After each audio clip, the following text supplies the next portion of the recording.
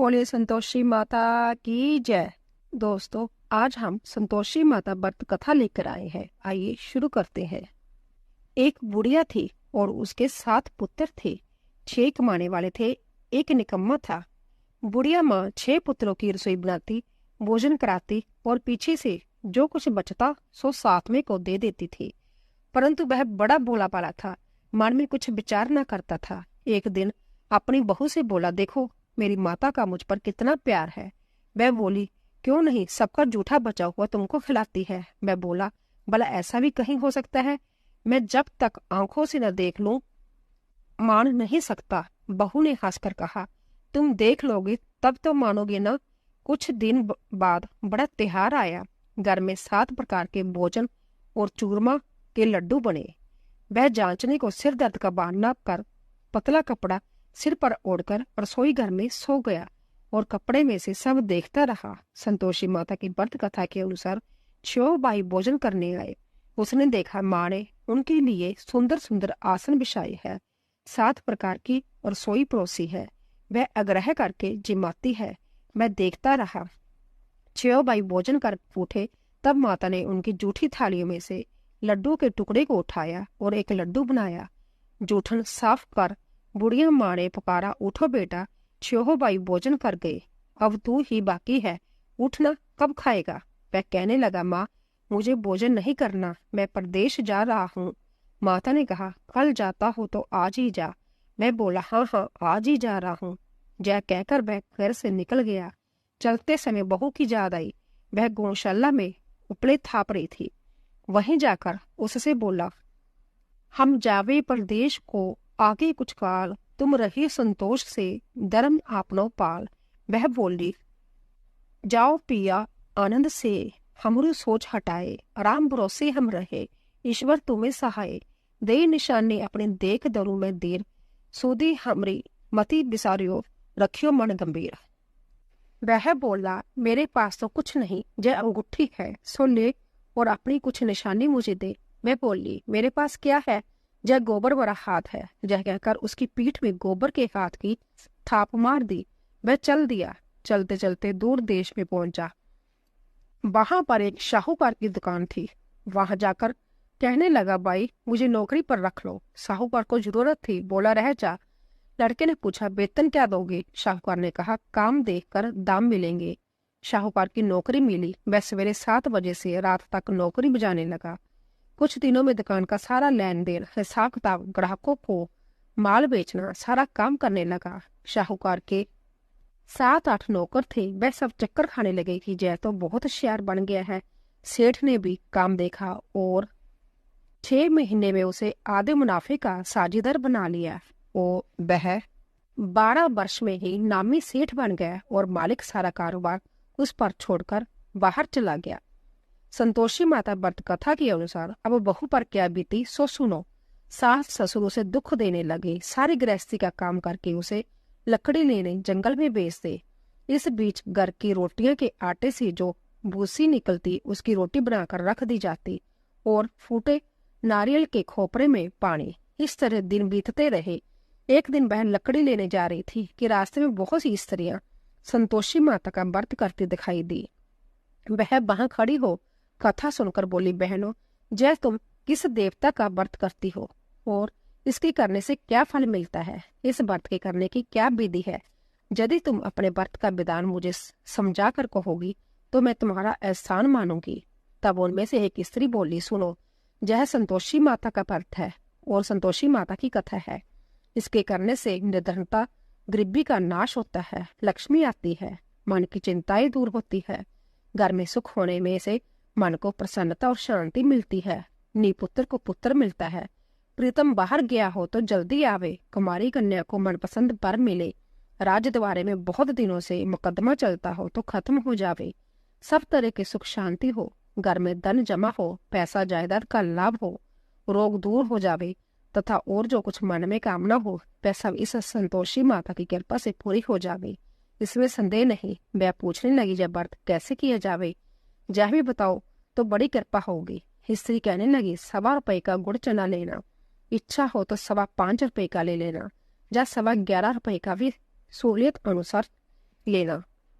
बिना परेशानी, श्रद्धा और प्रेम से जितना बन सके लेना। 1.25 से 5.25 तथा इससे भी ज्यादा शक्ति और भक्ति अनुसार ले। हर शुक्रवार को निराहार रह संतोषी माता की कथा कहना सुनना। इसके बीच कर्म टूटे नहीं, लगातार नियम पालन करना। सुनने वाला कोई ना मिले तो घी का दीपक जलाकर उसके आगे जल के पात्र को रख कथा कहना, परंतु नियम न टूटे।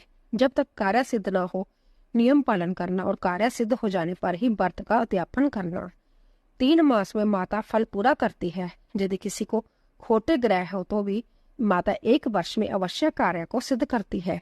कार्य सिद्ध होने पर ही अध्यापन करना चाहिए, बीच में नहीं। अध्यापन में 2.5 सेर आटे का खाजा तथा इसी परिमाण से खीर तथा चने का साग करना।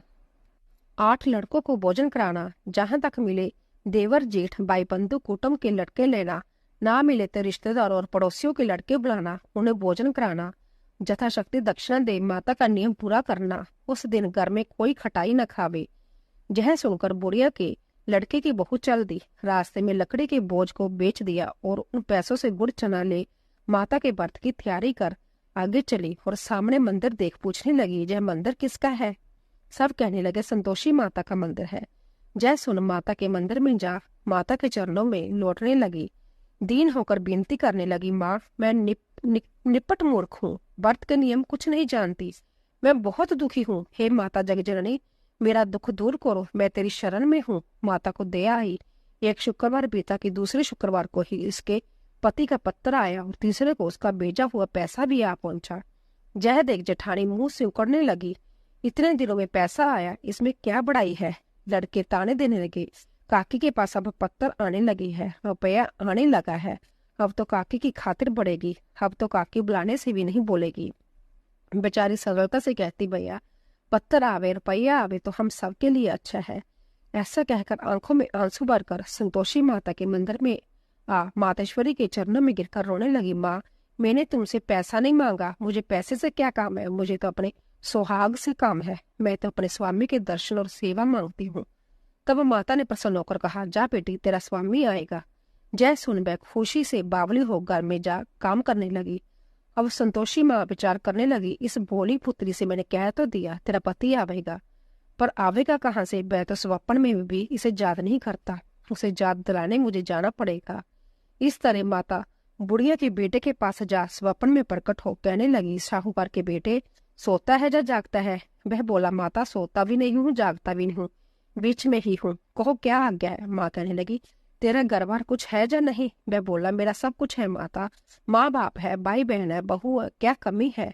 माँ बोली, बोले पुत्र तेरी स्त्री घोर कष्ट उठा रही है, माँ बाप उसे दुख दे रहे हैं, वह तेरे लिए तरस रही है, तू उसकी सुधि ले। वह बोला, हाँ माता जय तो मुझे मालूम है, परंतु मैं जाऊं तो जाऊं कैसे? प्रदेश की बात है, लेन देन का कोई हिसाब नहीं, कोई जाने का रास्ता नजर नहीं आता, कैसे चला जाऊं? माँ कहने लगी, मेरी बात मान, सवेरे नहा धोकर संतोषी माता का नाम ले, घी का दीपक जला, दंडवत कर दुकान पर जा बैठना, देखते देखते तेरा लेन देन सब चुक जाएगा, जमा माल बिक जाएगा, साज होते होते धन का ढेर लग जाएगा।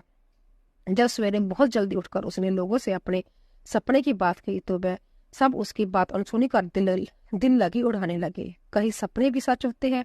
एक बूढ़ा बोला, देख भाई मेरी बात मान, इस प्रकार सच झूठ करने के बदले देवता ने जैसा कहा है वैसा ही करने को तेरा क्या जाता है?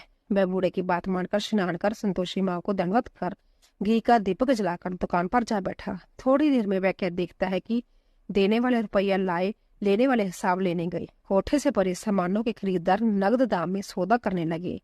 शाम तक धन का ढेर लग गया। माता का चमत्कार देख प्रसन्न हो मन में माता का नाम ले घर ले जाने के वास्ते गहना कपड़ा खरीदने लगा। वहां के काम से निपट कर वह घर को रवाना हुआ। वहां बहू बेचारी जंगल में लकड़ी लेने जाती है, लौटते वक्त माँ के मंदिर पर विश्राम करती है। वह तो उसका रोजाना रुकने का स्थान था। दूर से धूल उड़ती देखकर वह माता से पूछती है, माता यह धूल कैसी उड़ रही है? माँ कहती है, पुत्री तेरा पति आ रहा है, अब तू ऐसा कर, लकड़ियों के 3 बोझ बना ले, एक नदी किनारे रख, दूसरा मेरे मंदिर पर और तीसरा अपने सिर पर रख। तेरे पति को लकड़ी का गट्ठा देकर मोह पैदा हो गया, वह वहां रुकेगा, नाश्ता पानी बना खाकर माँ से मिलने जाएगा।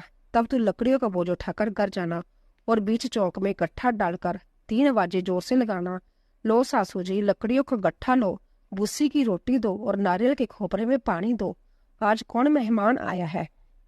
माँ की बात सुनकर बहू बहुत अच्छा माता कहकर प्रसन्न हो लकड़ियों के 3 गट्ठे ले आई। एक नदी तट पर एक माता के मंदिर पर रखा। इतने में ही एक मुसाफिर आ पहुंचा। सूखी लकड़ी देखकर उसकी इच्छा हुई कि अब यहीं विश्राम करे और भोजन बनाकर खावे। इस प्रकार भोजन बना विश्राम कर वह गांव को गया।